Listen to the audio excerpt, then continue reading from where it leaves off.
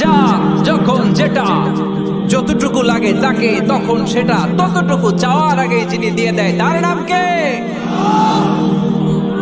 মায়ের পেটের ভেতরে যে আমরা ছিলাম, এখন যত বড় এত বড় হইতেছিলাম না? কতটুকু ছিলেন? হ্যাঁ, একটু কেউ দেখাইতেছে একটু একটু ছিলাম, আরো ছোট তো ছিলাম, এতটুকু ছিলাম, এতটুকু আরো ছোট। তোমরা কি ব্যাঙ্গাচি চিনো? ব্যাঙ্গাচি, ব্যাঙ্গের পোনা। বর্ষাকালে পানিতে ব্যাঙ্গের পোনা আছে না? ছোট বাচ্চারা মনে করে এগুলো পোনা মাছ, তোরা বাড়িতে ধরে নিয়ে আসে যে আম্মা মাছ আনছি, মায় দেখা দেয় কোনি এটা মাছ না ব্যাঙ্গের সাউন্ড, এটা তো ব্যাঙ্গের পোনা।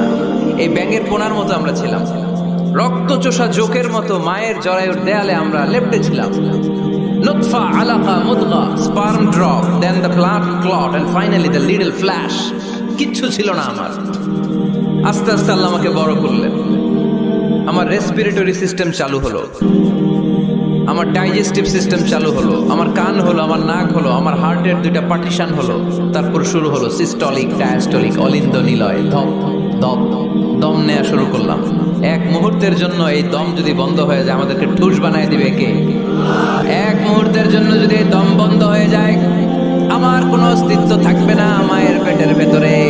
দুনিয়ার কোনো কবিরাজের কবিরাজি কাজে লাগে নাই, কোনো ডাক্তারের ডাক্তারি কাজে লাগে নাই। এই 9 মাস, এই 10 মাস মায়ের পেটের ভেতরে আমাকে খাবার দিল কে?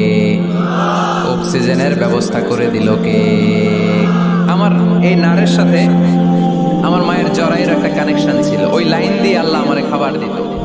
মায়ের পেটে থাকা অবস্থায় আমার যে এরকম খাবার লাগবে, অক্সিজেন লাগবে, এই খাবার আর অক্সিজেন পাওয়ার জন্য তো আমরা অ্যাপ্লিকেশন করছিলাম আল্লাহর কাছে, তাই না? করেন নাই? আপনারাও করেন নাই? আচ্ছা, তার মানে চাওয়ার আগেই দিয়ে দিছে, ঠিক কি না? এরপর দুনিয়াতে আসার সাথে সাথে দুনিয়ার মানুষেরা ওই নারের কানেকশনটাকে কেটে দেয় নাকি রেখে দেয়? কেটে দেয়। একটা মাত্র খাবারের লাইন, ওই খাবারের লাইন দিয়ে আল্লাহ আমারে খাবার দিলেন, অক্সিজেন দিলেন, পানি দিলেন।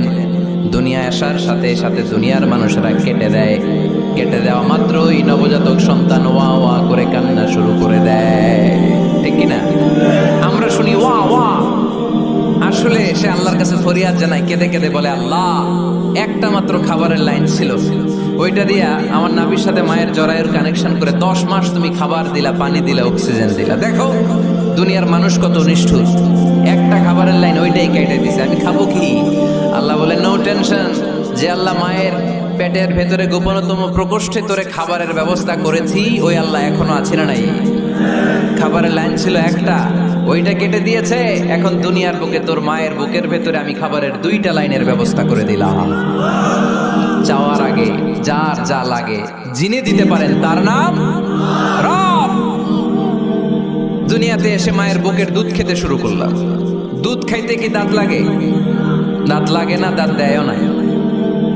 বয়স আমার বাড়তে শুরু করলো, সময়ের বিবর্তনে, কালের আবর্তমানে আমার বয়স 2, 3, 4। এখন তার দুধ খেলে চলে না, এখন আমার মাছ খেতে হবে, গোশত চিবুতে হবে, হাড্ডি চুষতে হবে। দাঁতের দরকার আছে না নাই?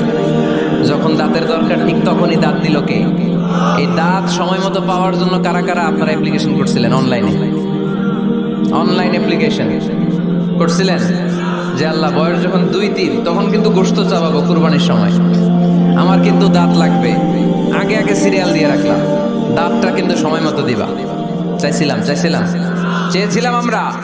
যা যখন যেটা যতটুকু লাগে তাকে তখন সেটা ততটুকু চাওয়ার আগে যিনি দিয়ে দেয় তার নাম কে?